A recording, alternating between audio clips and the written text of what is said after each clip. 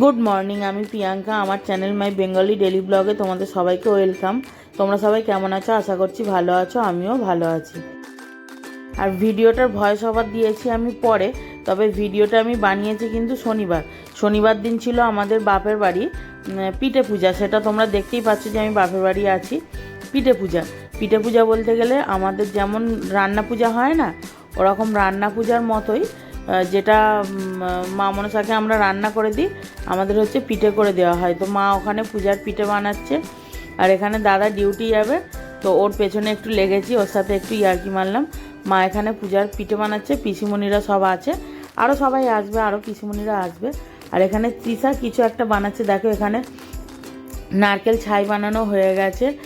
ফুলকপির যে মানে পিঠের যে তরকারিটা হবে, ওই তরকারিটা ওখানে কাটা আছে। আর ওদিকে তৃষাকে মা কিছু একটা কাজ বলেছিল, সেটা করছিল। আর তৃষাকে বলেছিলাম আমার একটু ভিডিও করে নিয়ে, ঠাকুর ঘরে পূজা হচ্ছে, ভিডিও করে নিয়ে। পিঠে করা হয়ে গেছে, এখন তৃষা যাচ্ছে ভিডিও করতে। আর আমাদের পূজাটা হয় বাড়ির সবাই মিলে একসাথে, মানে আমাদের টোটাল ফ্যামিলির যতজন আছে প্রত্যেকে পূজা দেবে, যে যেমন পারবে। মানে পিঠে তো মাস্ট লাগবেই, যে যেমন ফল মিষ্টি পারবে সেটা দেবে। দিয়ে আমাদের তিনতলার ওপরে একটা সাবেকি ঠাকুর ঘর আছে। তোমরা ভিডিওটা দেখলে বুঝতে পারবে, এখানে সবাই রয়েছে, প্রত্যেকে যার যেমন সামর্থ্য সে তেমনভাবেই পূজা দিয়েছে, কারোর কোনো জোর নেই। তবে পিঠেটা করতে হয় 21টা করে, প্রত্যেকটা পিঠে 21টা করে বানাতে হয়, বানিয়ে পূজাটা দিতে হয়। তো দেখো এখানে মা কাকিমা আছে আর পূজাটা করছে আমার বাবা। এখানে কোনো ব্রাহ্মণ পূজা করে না, বাড়ির লোককেই পূজা করতে হয়। আর এটা হচ্ছে আমার দিদি, পূজা হয়ে গেছে, প্রত্যেককে প্রসাদগুলো প্রত্যেকে দিয়ে দিচ্ছে। তো দেখো ভিডিওটা পুরোটা দেখো, তোমাদের আশা করছি ভালো লাগবে। আর ভিডিওটা আমি খুব ছোট একটা ভিডিও বানাচ্ছি, খুব বেশি বড় ভিডিও কিন্তু আমি বানাচ্ছি না।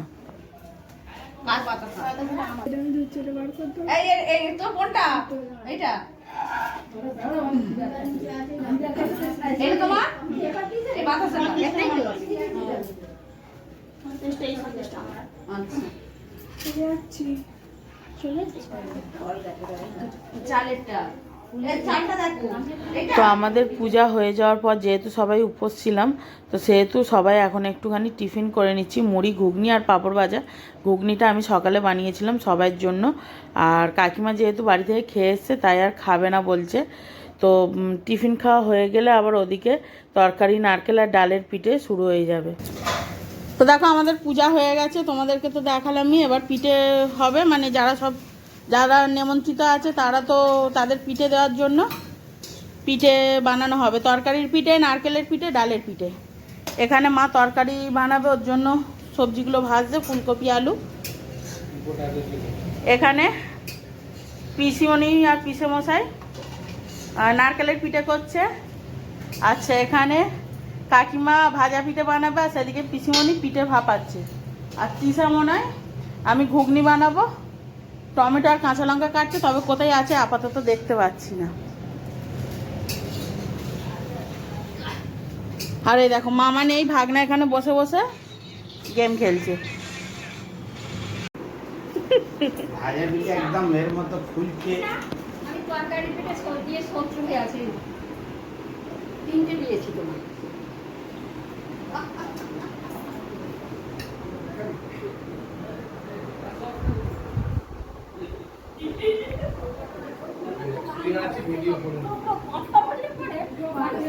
আপনি ডাল খেলেন, মুড়ি খাবে একেবারে।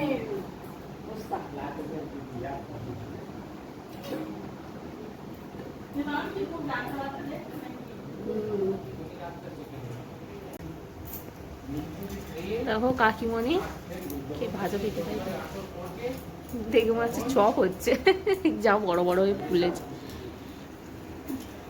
দেখি একটু, তোমাকে একটু দেখিয়ে দিই। কেউ যদি পিঠে করে তোমরা ভাড়া করে নিয়ে হয়।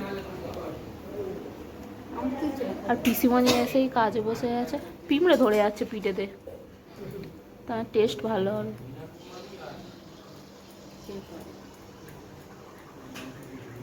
আমি বিদ্যানগরে যাচ্ছি, হ্যাঁ আমার সাথে দেখা। একটা থালার একটা বাটি দিবি কি রে?